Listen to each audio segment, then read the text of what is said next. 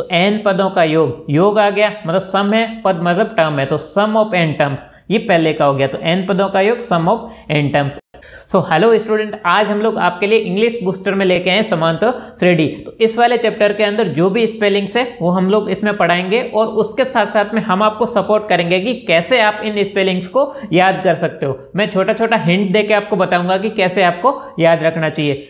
अगर मैं बात करूं इंग्लिश बूस्टर सीरीज की, तो ये वाली सीरीज हमारे हिंदी मीडियम स्टूडेंट्स के लिए, उनके मन में हमेशा इंग्लिश को लेके एक डर रहता है, तो ये सीरीज मैंने इसीलिए स्टार्ट की है। इसमें मैं 1 बाय 1 करके सारी की सारी स्पेलिंग्स को अच्छे से आपको याद करवाता हूं। उसके बाद में आप कॉन्फिडेंस के साथ में इंग्लिश मीडियम की क्लासेस भी देख सकते हैं। चलो तो सबसे पहले हम लोग बात करते हैं 10+ इंग्लिश स्पेलिंग्स के साथ।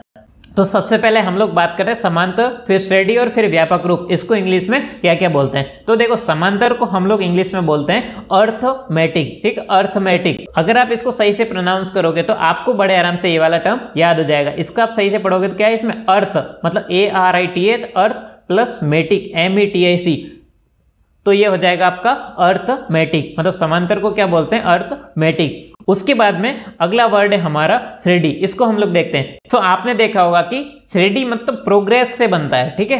एक के बाद आप जब आप प्रोग्रेस करते हैं, मतलब एक स्टेप से दूसरे स्टेप, दूसरे तीसरे, ऐसे आप जब आगे बढ़ते हो उसको हम लोग क्या बोलते हैं? प्रोग्रेस बोलते हैं। तो श्रेणी जो वर्ड है वो प्रोग्रेस से ही बनेगा, मतलब श्रेणी का हो जाएगा आपका इंग्लिश प्रोग्रेशन। अगर आप इसमें देखोगे ना PROGRESS, प्रोग्रेस, फिर ION मतलब प्रोग्रेशन, ठीक है। सो श्रेणी का हो जाएगा प्रोग्रेशन। अब आप जब पढ़ोगे समांतर श्रेणी, मतलब हमारा जो चैप्टर है इसका नाम हो जाएगा अर्थमेटिक प्रोग्रेशन। आई थिंक ये दो वर्ड आपको अच्छे से याद हो गए होंगे। इंग्लिश सीखने का सबसे बेस्ट तरीका यही है कि आप शब्दों का सही से उच्चारण कीजिए, आप इंग्लिश की जो स्पेलिंग्स है उसको सही से प्रोनाउंस कीजिए, बड़े आराम से आपको याद हो जाएंगे। जब आप ऐसी हैबिट रखोगे तो आपको स्पेलिंग्स रटने की जरूरत नहीं पड़ेगी। उसके बाद में हमारा तीसरा टर्म है व्यापक रूप।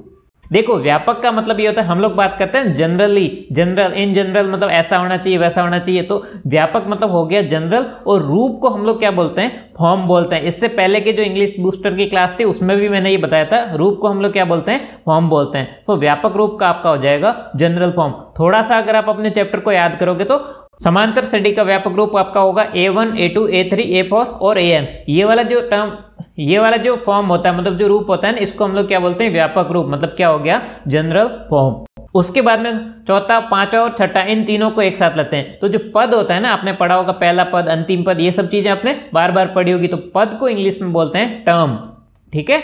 ये आपको याद रखना, पद को क्या बोलते हैं? टर्म बोलते हैं। उसके बाद में इसी से ही बनते हैं दो वर्ड, पहला पद और अंतिम पद। मतलब ए जो होता था वो पहला पद, AN होता था वो अंतिम पद होता था, उसको हम लोग कई बार AL से लिखते थे। तो पहला मतलब हो गया फर्स्ट, फिर टर्म पद हो गया, ठीक है। अंतिम मतलब हो गया, अंतिम को क्या बोलते हैं? लास्ट, तो हो गया लास्ट टर्म। आई थिंक ये 6 वर्ड आपको याद हो गए होंगे और आप इनको कभी नहीं भूलोगे। तो उसके बाद में कुछ 6 वर्ड और लेते हैं, वो भी बहुत आसान है, उसको भी हम लोग एक्सप्लेन करते हैं। अब देखो, इसमें nवां पद, ठीक है, पद को आप क्या बोलते हैं? टर्म। तो nth टर्म हो जाएगा, मतलब nth टर्म हो जाएगा आपका nवां पद। देखो, आपने टर्म याद किया तो 3-4 स्पेलिंग सिर्फ और सिर्फ टर्म से ही मिली हुई है। इसलिए आप थोड़ा सा भी अगर प्रैक्टिस करोगे, थोड़ा सा सीखने का कोशिश करोगे तो इंग्लिश बहुत आसान है। यहाँ से मैं आपको एक फॉर्मूला भी याद दिलवा देता हूँ, वो होता है आपका AN = A + n-1D। ये होता था nवें पद का फॉर्मूला, मतलब n टर्म का फॉर्मूला ये हो जाएगा। उसके बाद में देखो, सारो अंतर, सारो मतलब होता है कॉमन, मतलब हर एक क्रमागत पद के बीच का जो अंतर था ना, उसी को हम लोग क्या बोलते हैं? सारो अंतर बोलते थे। अंतर को हम लोग इंग्लिश में बोलते हैं डिफरेंस। आपको याद होगा, मतलब सारो अंतर यहां से हो जाएगा कॉमन डिफरेंस, COMMON, और डिफरेंस आपका होता है DIFFERENCE, कॉमन डिफरेंस। उसके बाद में अगला वर्ड है क्रमागत। तो क्रमागत एक वर्ड होता है, आपको याद रखना है, इसको बोलते हैं कंजीक्यूटिव, ठीक है। इसको हम लोग कंसेक्यूटिव इस टाइप से नहीं बोलना, इसको बोलना है कंजीक्यूटिव। आप अगर पहले कुछ वर्ड देखो, कंजी मतलब CONSE, इसको बोलते हैं कंजी, और फिर होता है क्यूटिव, तो कंजीक्यूटिव। क्रमागत को क्या बोलते हैं हम लोग? कंजीक्यूटिव। ये आपको याद रखना है। तो अब आप देख रहे हो ना कि A1, फिर A2, A3, A4, तो ये पद जैसे जैसे आगे बढ़ रहे हैं वो क्या है? कंजीक्यूटिव टर्म से, मतलब क्रमागत पद है। उसके बाद में कुछ वर्ड थे आपके पास परिमित और अपरिमित। ठीक है, इनको आपको याद रखना है। देखो परिमित को बोलते हैं फाइनाइट और अपरिमित है वो परिमित का विलोम है, इसलिए इसमें इन लग जाएगा। तो फाइनाइट और इनफाइनाइट, इनफाइनाइट को हम लोग अनंत भी बोलते हैं, अपरिमित को हम लोग अनंत भी बोलते हैं। तो इन दोनों का इंग्लिश होता है इनफाइनाइट। तो फाइनाइट और इनफाइनाइट, परिमित अपरिमित, अब ये आपको याद हो गया होगा। उसके बाद में आपने पढ़ा होगा n पदों का योग। योग को हम लोग क्या बोलते हैं सम, और पद को हम लोग क्या बोलते हैं टर्म। ये हमने अच्छे से पढ़ा है। तो जो n पदों का योग है उसको बोलेंगे सम ऑफ n टर्म्स, कि भैया n टर्म्स का योग है इसलिए हो गया सम ऑफ n टर्म्स। आपको फॉर्मूला भी यहां से याद होगा कि s इक्वल टू होता है आपका n/2 2a plus n-1 multiply by D. यहां से थोड़ा सा आपका रिवीजन भी हो रहा है। यहाँ से हमारा थ्योरी वाला पार्ट खत्म होता है। अब मैं आपको एक प्रैक्टिस करवाता हूँ, आप थोड़ा सा दिमाग में रखिए जो भी आपने अभी पढ़ा है, ठीक है, और इनका मिलान करना हमें। तो सबसे पहला आपका n पदों का योग, मेरे साथ साथ में आप भी इसको कीजिए और कमेंट में मुझे बताइए किस किस ने मुझसे पहले इसको सॉल्व कर लिया। तो n पदों का योग, योग आ गया मतलब सम है, पद मतलब टर्म है, तो सम ऑफ n टर्म्स, ये पहले का हो गया। तो n पदों का योग सम ऑफ n टर्म्स। उसके बाद में था अपरिमित, मैंने बोला था फाइनाइट और इनफाइनाइट, परिमित अपरिमित। तो अपरिमित को हम लोग क्या बोलते हैं इनफाइनाइट मतलब अनंत। उसके बाद में था श्रेणी, श्रेणी को मैंने बोला था ये प्रोग्रेस से बन के बना है, ठीक है, प्रोग्रेस से क्या बनेगा आपका प्रोग्रेशन। श्रेणी का हो गया आपका प्रोग्रेशन। उसके बाद में चौथा वर्ड था आपका सार्व अंतर, अंतर को मैंने बोला था डिफरेंस, सार्व मतलब जो सब में कॉमन है, तो सार्व अंतर हो जाएगा आपका कॉमन डिफरेंस। आई थिंक मैंने जो थ्योरी पढ़ा है उसके बेसिस पे ये वाला सवाल आपने बहुत इजीली सॉल्व कर लिया होगा।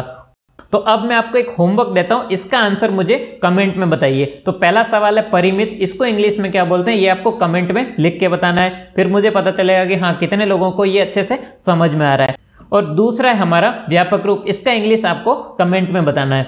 अगर आप इसमें अभी भी कंफ्यूज हो रहे हो तो एक बार वीडियो को दोबारा देखिए, अच्छे से सीखिए, लेकिन इनके आंसर जरूर दीजिए। मुझे चाहिए कि 100% स्टूडेंट्स इसके आंसर दे पाए। आप सभी कमेंट करके जरूर बताइए। अगर आपको नहीं याद हो रहा है तो आप दोबारा लिखिए, परंतु इसके आंसर मुझे कमेंट में जरूर बताइए। तो थैंक यू फॉर वॉचिंग। मैंने वीडियो की स्टार्टिंग में बोला था कि अंत में आपके लिए कुछ सरप्राइज है, तो ये आपका सरप्राइज है। ये सर्टिफिकेट मैंने आपके लिए बनाया, आप इसका स्क्रीनशॉट रखिए और मुझे कमेंट में बताइए कि आपके पास कितने सर्टिफिकेट हो गए हैं। जितने ज़्यादा सर्टिफिकेट आपके पास होंगे उतना ही ज़्यादा आपने सीखा भी है, और इस पे कुछ सरप्राइज भी है, वो मैं आपको बाद में बताऊंगा कि जिसके पास जितने सर्टिफिकेट्स होंगे उनको कुछ सरप्राइज गिफ्ट भी मिलेगा।